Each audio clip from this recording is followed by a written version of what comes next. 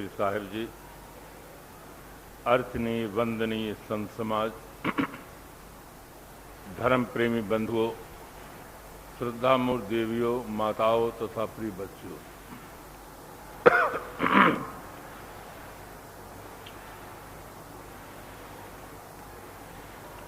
संत सम्राट सदगुरु कबीर साहब का मौलिक ग्रंथ बीजक है। बीजक में आपने कहा, चाहत सुख दुख संग न छाड़ा। बहुत छोटा सा सूत्र है।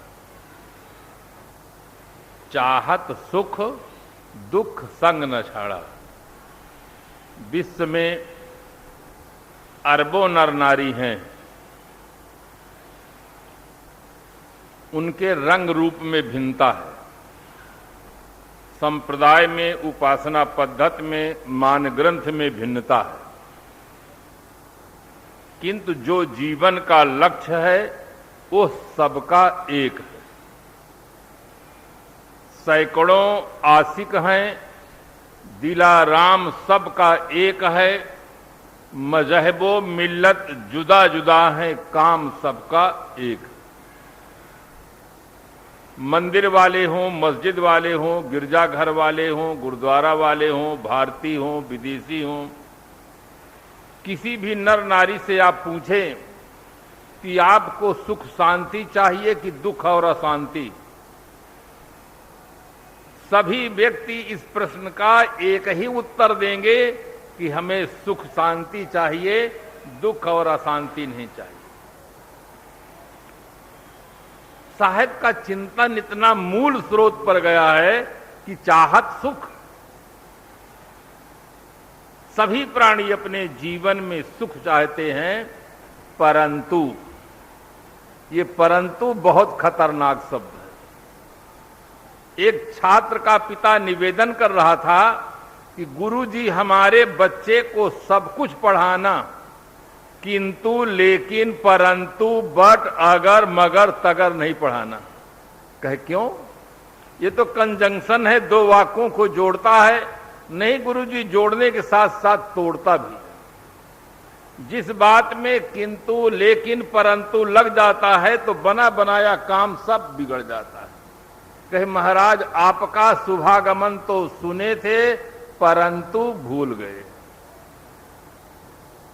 मुलायमता से नकारात्मक उत्तर देने का बहुत सुंदर तरीका है, किंतु लेकिन परंतु।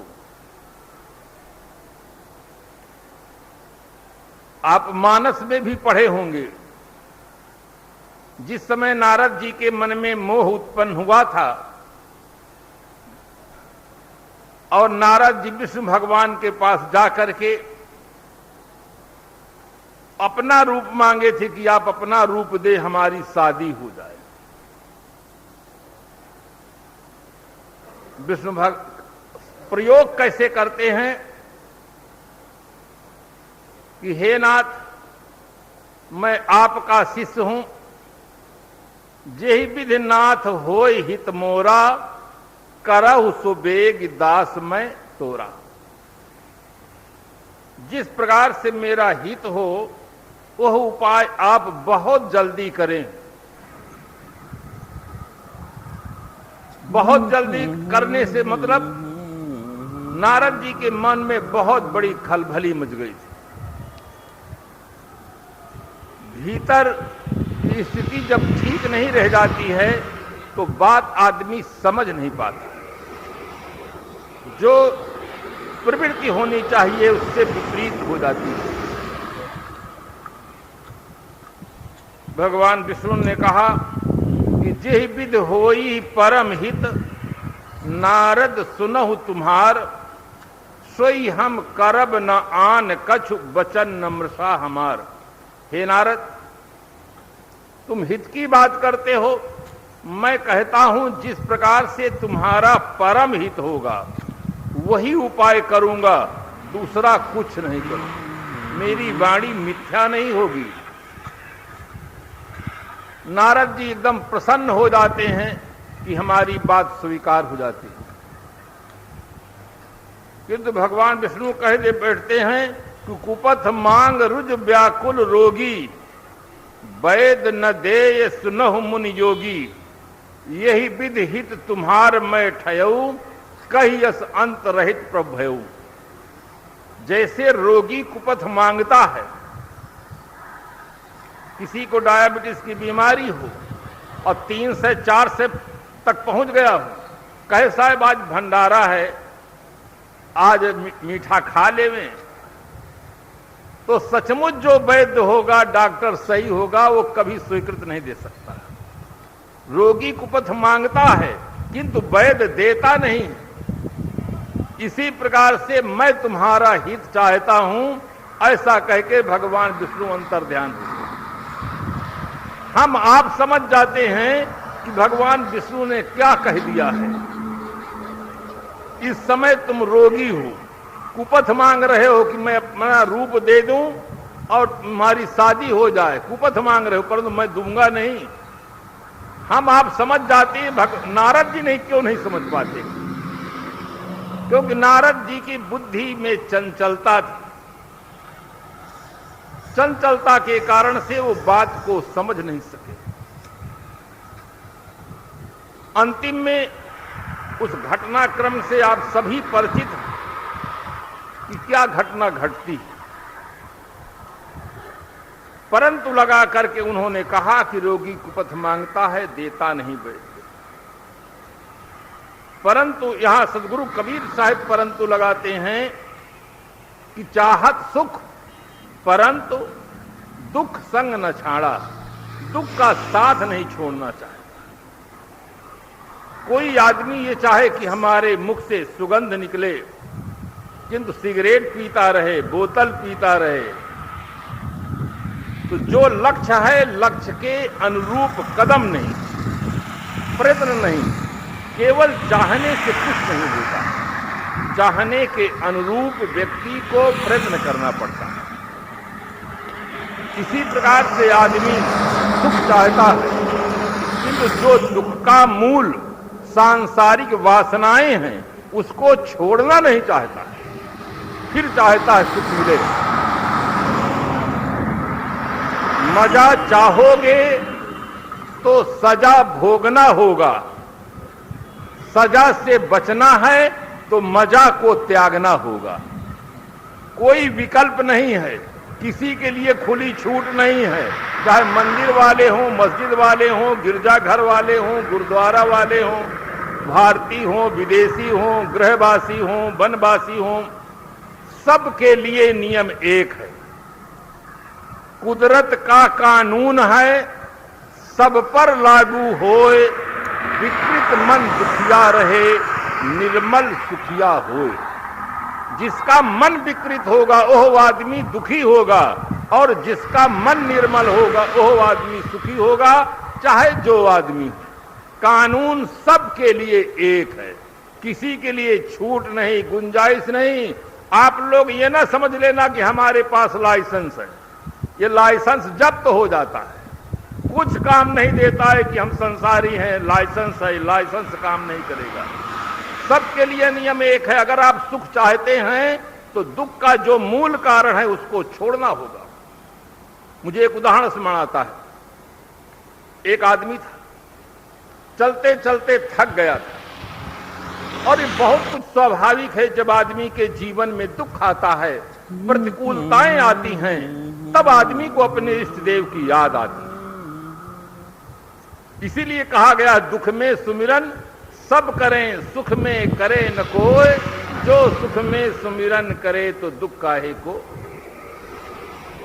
वो आदमी इस्लामी था, इसलिए अल्लाह ताला से इबादत कर रहा था कि ऐ परवरदिगार, तेरी बड़ी मेहरबानी होगी कि मेरे चढ़ने के लिए इक्का, गाड़ी, घोड़ा, सवारी कुछ तो प्रबंध कर, बड़ी मेहरबानी होगी। ऐसा अल्लाह ताला से इबादत कर रहा था। संजोग ऐसा था कि एक थानेदार साहब के ट्रांसफर हो गया था। उनके पास सामान बहुत था, व्यक्ति कम थे, पुराना जमाना था। आज का जमाना होता तो गाड़ियां सब साधन में होती, पुराना जमाना था, सब साधन को लेकर लोग चल रहे थे, थक गए थे। उन्होंने कहा, साहब जैसे रास्ते में कोई व्यक्ति मिले, थोड़ी देर के लिए उनके ऊपर आप सामान रखवा दें, हमें कुछ राहत मिले। आगे चलते हैं तो वो मियाँ जी मिल जाते हैं, जो अल्लाह ताला से इबादत कर रहे थे वही मिल जाते हैं। थानेदार साहब ने कहा, स्टैंड अप। मरता क्या न करता, बेचारा चुपचाप खड़ा हो गया।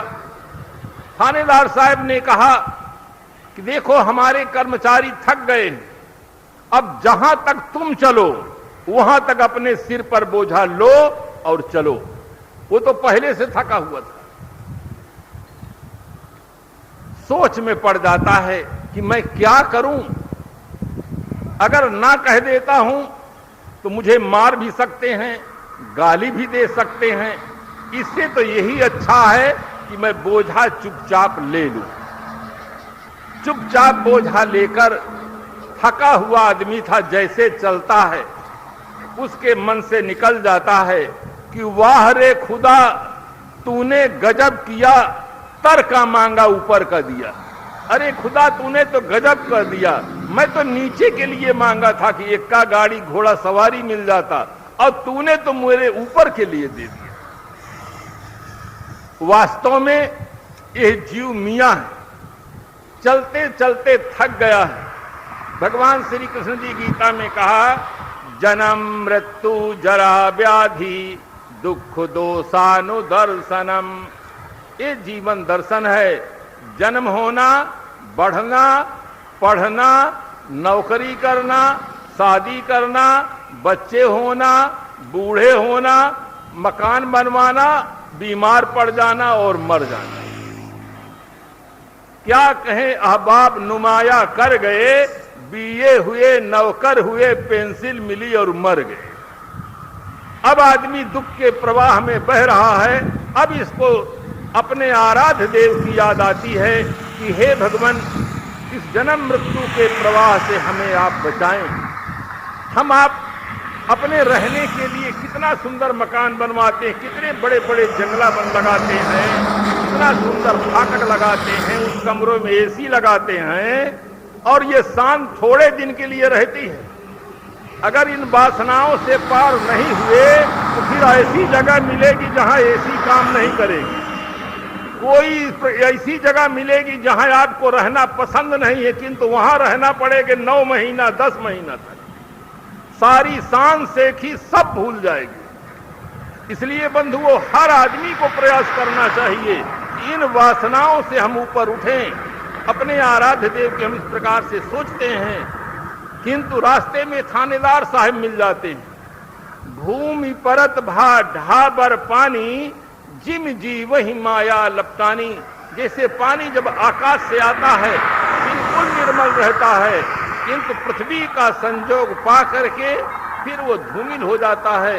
इसी प्रकार से संसार में आकर के व्यक्ति कुसंग में पड़ जाता है, फिर ये माया के जाल में फंस जाता है, फिर जो लक्ष्य है वो भूल जाता है। इसलिए जो दुख का मूल कारण भीतर है उसे हम अज्ञानता कहते हैं, अज्ञान कहते हैं, और व्यवहारिक जीवन में जो साकार रूप होता है वो है सांसारिक वासनाएं।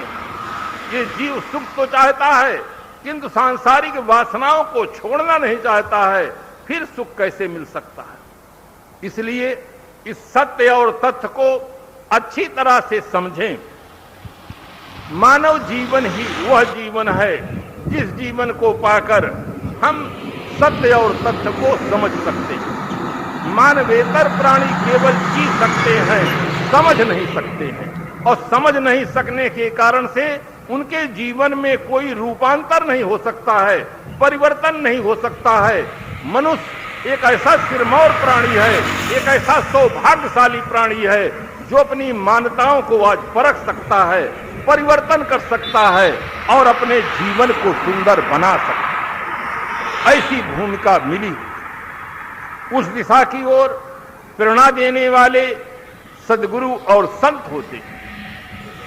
इसीलिए राजे महाराजे भी जब इन वासनाओं से थक जाते हैं, ऊब जाते हैं, न वासनाओं की निवृत्ति होती है, न वासनाओं से तृप्ति मिलती है, जीवन अशांत हो जाता है, तब वे भी अपने उद्धार के लिए, कल्याण के लिए संतों के पास, गुरुजनों के पास ही जाते हैं।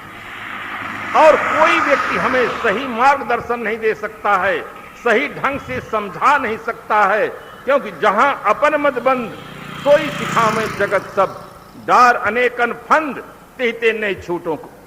जहां अपनी बुद्धि काम नहीं करती है, संसार के लोग वही सिखाते हैं, इसीलिए आदमी संसार की धारा से बच नहीं पाता है। अगर कोई व्यक्ति छोटेपन से साधना के क्षेत्र में लगता है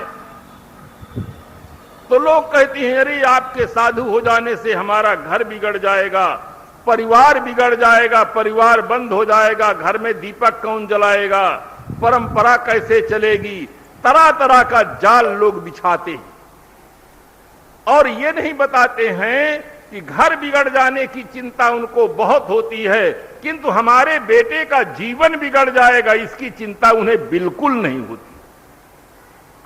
और बाद में होते क्या हैं, कहते हैं बेटा वृद्ध अवस्था में भजन कर लेना, अभी भजन करने की अवस्था थोड़ी है, अभी तो खाओ पियो संसार को देखो, ईट ड्रिंक एंड बी मेरी, खाओ पियो मौज उड़ाओ, मन को मत कल्पाओ। ये भजन करने की अवस्था तो वृद्धों के लिए है। जब कुछ नहीं हो सकता है तब कहते हैं कि राम राम जपो। संसार कितना चालाक है। जब करने योग्य अवस्था होती है, जिस अवस्था में पावर होता है, उस अवस्था में आप अपने मन का निग्रह नहीं कर सकते हैं, तो वृद्ध अवस्था में आप अपने मन का निग्रह कैसे कर सकते हैं। हर आदमी को ठीक से सोचना चाहिए। जब से हमें विवेकी सद्गुरु संत मिल जाएं, तब से हम सावधान हो जाएं, चाहे बाल अवस्था हो, चाहे युवा अवस्था हो, चाहे वृद्ध अवस्था हो। मन में एक सुंदर भाव जगना चाहिए कि आज हमें सुंदर सुनहला चांस मिला है। आदमी ही नहीं, संसार के असंख्य प्राणी इन वासनाओं के जाल में फंस करके भीतर से अशांत हैं, परेशान हैं। न वासनाएं शांत होती हैं, न तृप्ति मिलती है और न निवृत्ति होती है। कोई उपाय आदमी के पास और नहीं दिखाई देता है। ये तो बहुत बड़ा सौभाग्य है। इस प्रकार से संत गुरुजन मिल जाते हैं, हमें जीवन जीने का ढंग बता देते हैं और हमें आत्मबोध दे करके हमारी प्रसुप्त शक्तियों को ठीक से जागृत कर देते हैं। और आदमी जब अपनी शक्ति को पहचान लेता है, आत्मबोध प्राप्त कर लेता है, तो इन इंद्रियों के विषयों से ऊपर उठ जाता है, मन को निर्मल बना लेता है, निर्विकार जीवन, पवित्र जीवन जीने का सौभाग्य प्राप्त कर लेता है, जो केवल मानव जीवन में संभव है, दूसरे किसी जीवन में संभव नहीं है। संत सम्राट सदगुरु कबीर साहब ने कहा, हंसा तू तो सबल था, हल की अपनी चाल, रंग कुरंगे रंग या तय किया और लगवा। बीजक एक क्रांतिकारी ग्रंथ है, हमारे जीवन की समस्याओं का समाधान प्रस्तुत करता है। इसलिए हर आदमी को बड़े श्रद्धा और भाव के साथ सत साहित्य का चिंतन करना चाहिए, मनन करना चाहिए कि आज जो हमारे जीवन में मानसिक दुर्बलताएं हैं, इन दुर्बलताओं से हम कैसे ऊपर उठ सकें। संसार का सिरमौर प्राणी मानव है। मानव जब दूसरे प्राणी से मिलता है तो अपनी सभ्यता, संस्कृति, परंपरा के अनुसार, रीति रिवाज के अनुसार नमस्ते करता है, जय सिया राम कहता है, दंडवत करता है, वालेकुम सलाम कहता है, राधा स्वामी कहता है, स्वामी नारायण कहता है, साहेब बंदगी करता है, गुड मॉर्निंग करता है। अभिवादन, प्रत्यभिवादन करने के पश्चात आदमी पूछता है, कहो भैया हाल चाल क्या है। लोग शिष्टाचार ज्यादा सीख लिए हैं।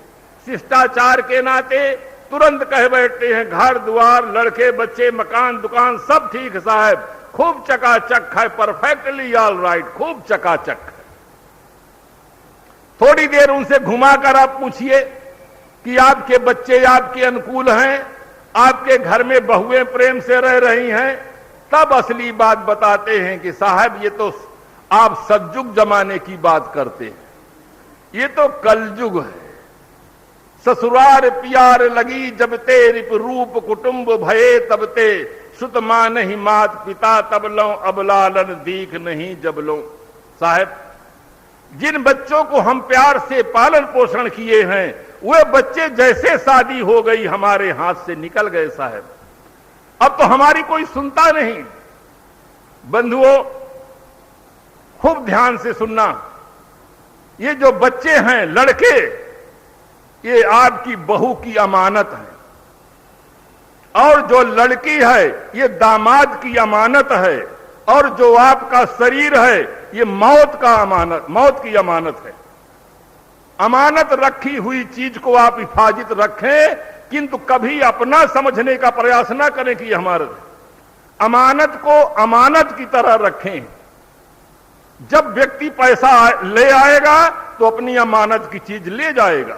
जैसे जिस बच्चे को बहुत प्यार से पालन पोषण करते हैं और युवा अवस्था आएगी, शादी आएगी तो बहू लेकर चली जाएगी, फिर आपका उसमें कुछ नहीं रहेगा कि वो अमानत था, चला गया। इसलिए अच्छी तरह से सोचें। वो आदमी अब सही सही बताता है कि साहब बच्चे अनुकूल नहीं हैं, बहुएं भिन्न भिन्न स्थानों से आई हैं, इनके अपने अपने संस्कार हैं। महाभारत पता नहीं कब हुआ है, किंतु हमारे घर में तो सुबह होते ही महाभारत चालू हो जाता है। घर में इतना कांव कांव मचता है कि घर में कौवा भी बैठने में शर्माता है। वो भी मारे शर्म के उड़ जाता है कि काले नहीं गोरे कौवा है साहब। हाल ठीक नहीं है। अब वो आदमी असली बात बताया है। जब थोड़ा सा घुमा कर पूछते हैं तब आदमी असली हाल बताता है कि हाल ठीक नहीं है। हाल चाल पर निर्भर करता है। अगर आदमी की चाल ठीक होगी तो उसका हाल ठीक होगा, और चाल खराब होगी तो हाल खराब होगा। चाहे जिस देवी देवता की पूजा करें, चाहे जिस भगवान की पूजा करें, चाहे जिस परमात्मा का ध्यान धरे, प्रार्थना करें, अगर चाल खराब होगी तो हाल कोई ठीक नहीं कर सकता है। और चाल को आपने बिगाड़ा है, आपको ही ठीक करना होगा। कोई हनुमान जी नहीं आएंगे ठीक करने के लिए, राम जी नहीं आएंगे, कबीर साहब नहीं आएंगे, क्योंकि बिगाड़ा आपने है। इसलिए आपको ही ठीक करना होगा। अपनी जिंदगी आप पैदा कर, अगर जिंदों में है वो जिंदगी क्या है जो जिंदगी न बदल दे। हर आदमी के अंदर पावर है, हम अपनी जिंदगी को बदल सकते हैं, हमारे अंदर क्षमता है। हम गाड़ी में बैठे रहते हैं, केवल हैंडल की दिशा घुमा देते हैं, बस दिशा बदल जाती है, दशा बदल जाती है। इसी प्रकार से बंधुओं, जीवन की दिशा को बदलना सीखें। संसार की जो दिशा है इस दिशा से अपनी ओर बदलना सीखें, और ये कला संत सिखाते हैं। इसलिए संतों के पास, गुरुजनों के पास जाकर के पवित्र जीवन, निर्विकार जीवन जीने की शिक्षा प्राप्त करें। तो मैं कह रहा था कि चाल पर सब निर्भर करता है। चाल ठीक होगी तो हाल ठीक होगा। इतिहास के पन्नों को पलट कर देखें, पृथ्वीराज की जब तक चाल ठीक थी हाल ठीक था। पृथ्वीराज की चाल बिगड़ जाती है, जयचंद की लड़की संयुक्ता पर पृथ्वीराज मोहित होता है, अपहरण करता है। परिणाम यह निकलता है कि जयचंद पृथ्वीराज से मनमुटाव होता है, मुहम्मद गोरी आकर आक्रमण कर देता है, जयचंद जाकर मिल जाता है, पृथ्वीराज का पतन हो जाता है। पृथ्वीराज का पतन पूरे भारत का पतन हो जाता है। हमारा देश 700 वर्ष तक मुसलमानों का गुलाम रह जाता है। एक आदमी की चाल की खराबी के कारण से देश का कितना विशाल पतन हो जाता है।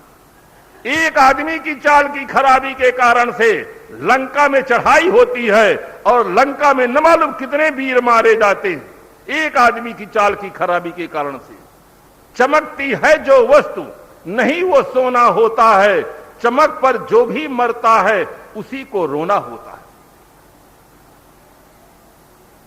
स्वामी विवेकानंद शिकागो में घूम रहे थे। स्वामी विवेकानंद का फोटो आप लोगों ने देखा होगा। सिर पर बहुत बड़े गिरवे रंग की पगड़ी बांधे हुए हैं, स्वस्थ शरीर है, शरीर एकदम अच्छा था, आकर्षणीय था।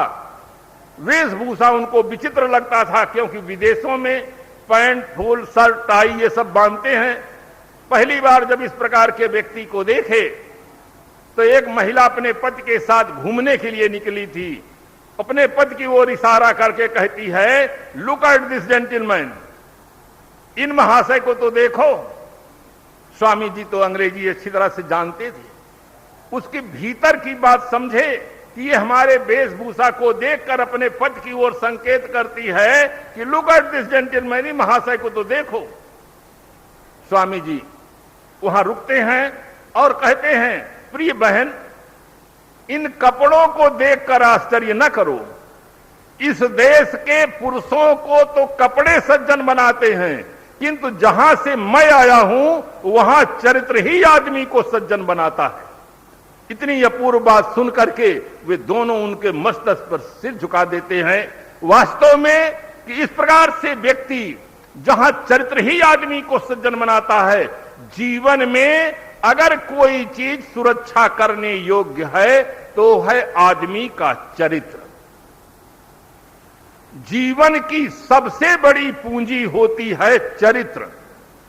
अंग्रेजी की बहुत प्रसिद्ध कहावत है, if wealth is lost nothing is lost, if health is lost something is lost, but if character is lost everything is lost. यदि आदमी धन खोता है तो कुछ नहीं खोता है, स्वास्थ्य खोता है तो कुछ खोता है।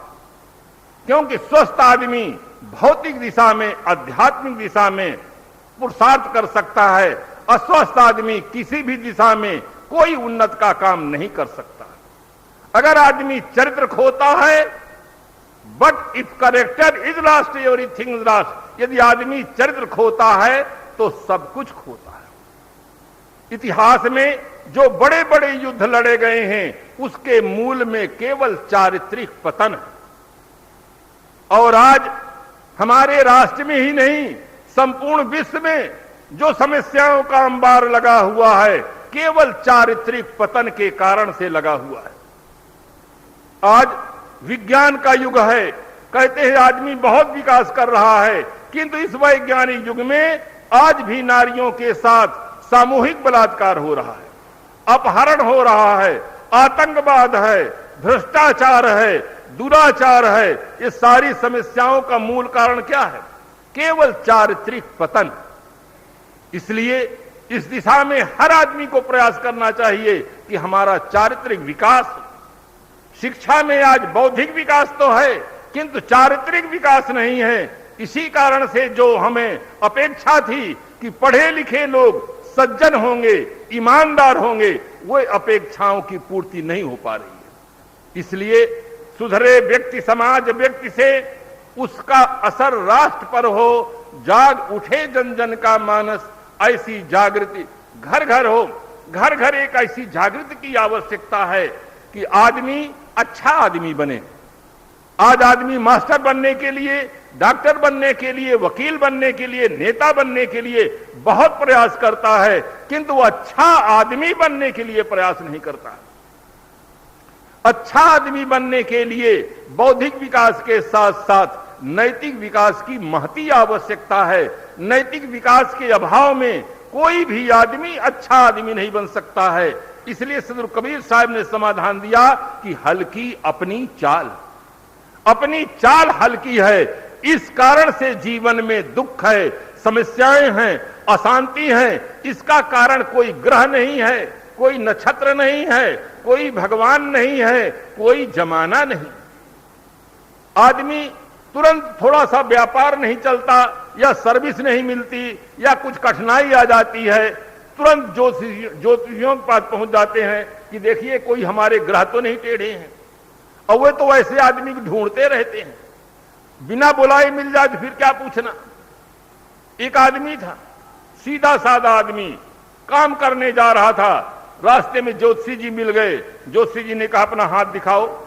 हाथ देखे, तुम्हें शनि ग्रह लगा हुआ है, इसीलिए तुम्हारी आर्थिक स्थिति बिगड़ गई है। उन्होंने कहा महाराज उपाय बताइए। कहा उपाय तो है, किंतु तुम गरीब आदमी हो, 1 से 1 रुपया दे दो, हम तुम्हारे ग्रह शांत कर देंगे। उन्होंने कहा महाराज हमारे पास 1 से 1 रुपया नहीं है। कहा आप 51 दीजिए। कहा 51 भी नहीं। कहा 21 दीजिए। कहा 21। कहा 11। कहा 11 भी नहीं है। हम जाते हैं काम करने, 10 रुपया मिलता है। मैं हूं, पत्नी हूं, 2 बच्चे हैं, 4 आदमी हैं, मेरे पास अभी 11 रुपए भी नहीं है। कहे 1.25 रुपया है, कहा ये भी नहीं है। कहे जाओ, तुम्हें ग्रह लगा भी नहीं है। लगेगा तुम्हारा क्या कर लेगा? जब तुम्हारे कुछ है ही नहीं तो ग्रह लगकर क्या करेगा? ये दूसरे को ग्रह बताते हैं कि शनि ग्रह लगा है, इन्हें कौन ग्रह लगा है जो रात दिन परेशान है? इसलिए बंधुओं, ये सारे अंधविश्वासों से ऊपर उठो, अपने जीवन को सुंदर बनाने का प्रयास करो और सत्संग में आकर सत्य का बोध प्राप्त करो। सत्य में वो जयते सरकार लिखाती है। श्री गुरु कबीर साहब ने कहा, सांच बराबर तप नहीं, झूठ बराबर पाप, जाके हृदया सांच है ताके हृदया आप। हमारी आस्था सत्य में होनी चाहिए, संयम में होनी चाहिए, मां में होनी चाहिए, पिता में होनी चाहिए, संत में होनी चाहिए, धर्म में होनी चाहिए। अगर हमारी आस्था, हमारी श्रद्धा सही हो जाए तो हमारा जीवन सही हो सकता है, सार्थक हो सकता है। बस इन्हीं शुभकामनाओं के साथ हम अपने